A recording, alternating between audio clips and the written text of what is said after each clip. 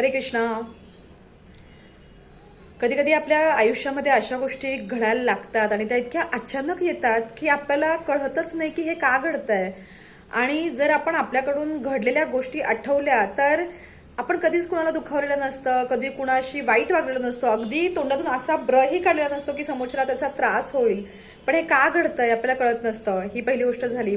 दुसरी परिस्थिती अशी असते की अचानकच एखादा आजार पण उद्भवतं घरामध्ये आणि एकाचं संपलं की दुसऱ्याचं चालू होतं.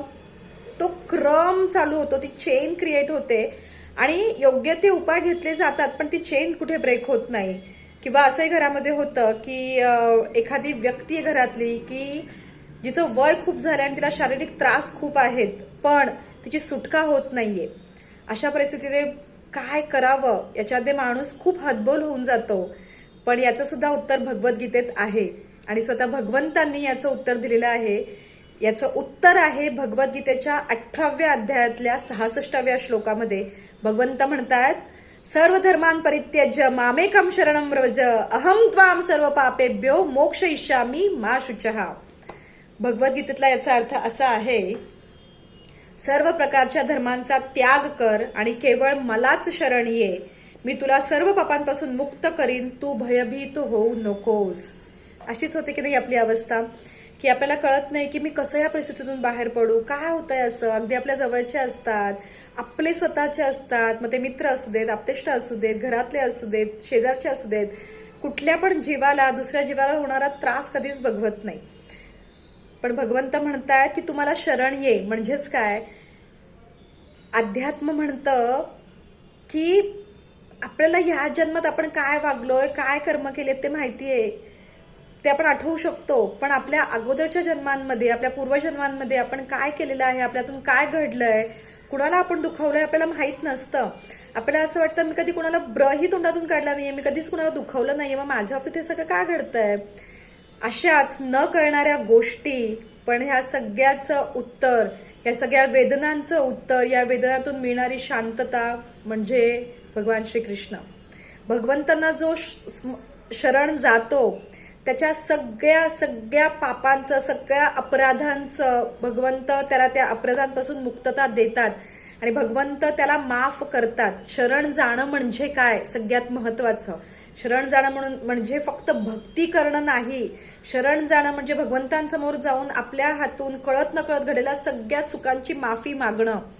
ते म्हणतात ना, एखाद्याच्या डोळ्यातून जेव्हा पाणी येतं पण त्याच्या स्वरातून ते जे सॉरी फील होत असतं, ती खरी क्षमा.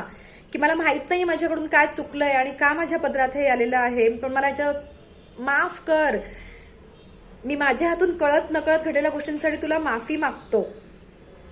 आणि भगवंतांना सगळं माहिती असतं की आपण काय केलंय, आपल्याकडून काय गोष्टी घडलेल्या असतात. पण भगवंतांना जेव्हा तो पश्चाताप दिसतो तेव्हा ते माफी देतात आणि खरंच आपली त्या क्रमांमधून, त्या त्रासदायक घटनांच्या क्रमांमधून, वेदनांमधून भगवंत मुक्तता करतात. दुसरी गोष्ट महत्वाची, जेव्हा घरात असा एखादा जीव असतो की त्याची सुटका होत नसते, अगदी आपण म्हणूयात ते बघायला सुद्धा खूप खूप जड असतं, खूप अवघड असतं, खूप त्रास होतो की आपली एखादी जवळची व्यक्ती ती घरामध्ये पडून आहे, तिला त्रास होतोय ना, ती अन्न पाणी घेऊ शकते पण भयानक वेदना आहेत आणि रोज ती व्यक्तीच भगवंतांना प्रार्थना करते की मला प्लीज आता मुक्तता दे. अशा वेळेस तिथे फक्त भगवंत नामाचं जे स्मरण असतं, ते भगवंत नामाचा जप तिथे लावून ठेवणं आणि त्या व्यक्तीला भगवंतांचं नाव घेत राहणं, हे सांगणं खूप महत्वाचं आहे. कारण जर ती व्यक्ती त्या परिस्थितीत भगवंतांना जर शरण गेली तर भगवंत नक्की त्या व्यक्तीची सुटका करतात. कारण शेवटी आपल्याकडून काय घडलंय, आपल्या सगळ्या कर्मांचं काउंटिंग आहे ना, भगवंतांकडे नेहमी असतं. प्रत्येकाची डायरी मेंटेन आहे हो. आपण कधी म्हणतो मी इतकं चांगलं वागतीये, त्याला माहित असेल ना, तो बघत असेल ना. आपण वागलेलं चांगलंच वागलेलं नाही, पण आपण वाईट वागलेलं, आपण केलेल्या प्रत्येक गोष्टींचं त्याच्याकडे काउंटिंग आहे. पण जेव्हा माणसाला रिअलाइज होतं की माझ्याकडून चूक घडलेली आहे, तेव्हा जेव्हा तो भगवंतांसमोर जाऊन त्यासाठी माफी मागतो तेव्हा भगवंत त्याला माफ करतात. आपण इमॅजिनही करू शकत नाही एवढा तो कृपाळू आहे, एवढा तो क्षमाशाली आहे. पण मी परत परत सांगेन, भगवंत तो भाव बघतात की खरंच हे मनापासून येतंय, खरंच त्याला सॉरी फील होतंय का की माझ्याकडून हे चुकलं, कळत न कळत माझ्या अहंकारामध्ये, माझ्या गर्वामध्ये, माझ्या अति मी मध्ये मी या चुका केल्या, पण मला आता माफ कर. आणि अशा काही चुका ज्या मला पण माहित नाही आहेत, पण माझ्या आयुष्यात ह्या जर घटना घडत आहेत आणि मला जर याचा त्रास होत असेल तर ते माझ्या कर्मांचंच फळ आहे, पण मला ह्याच्यातून तू सोडव. म्हणूनच भगवंत म्हणत आहेत, सर्व धर्मान परित्यज्य मामेकम शरणम व्रज अहम त्वाम सर्व पापेभ्यो मोक्षयिष्यामि मा शुचः. तू भयभीत होऊ नकोस, तुझी प्रत्येक पापांपासून मी सुटका करेल, फक्त तू मला शरण ये, मला शरण ये. भगवंतांना शरण जाणं म्हणजे हे जाणणं की माझं आयुष्य, माझा श्वास, मी आत्ता करत असलेली प्रत्येक कृती ही त्याच्या कृपेमुळे आहे आणि त्याच्याच कृपेमुळे माझी ही जीवनाची नय्या पार पडणार आहे. हे करून बघा, तुम्हाला तुमच्या सद्य परिस्थितीमध्ये खूप फरक जाणवेल आणि तुमची एखाद्या त्रासांमधून 110% सुटका होईल. कारण हे स्वतः भगवंत सांगत आहेत भगवद्गीतेच्या 18व्या अध्यायातल्या 66व्या श्लोकामध्ये. हा व्हिडिओ तुम्हाला कसा वाटला हे मला कमेंट्समध्ये कळवा. आपल्या चॅनलला जर सबस्क्राईब केलं नसेल तर प्लीज डू सबस्क्राईब, आणि कुणी जर एवढ्या वेदनेत असेल तर त्याच्यापर्यंत हा व्हिडिओ प्लीज प्लीज प्लीज पोहोचवा. कारण खूप अशा केसेस असतात की जिथे या शब्दांची, या श्लोकाची खूप गरज असते.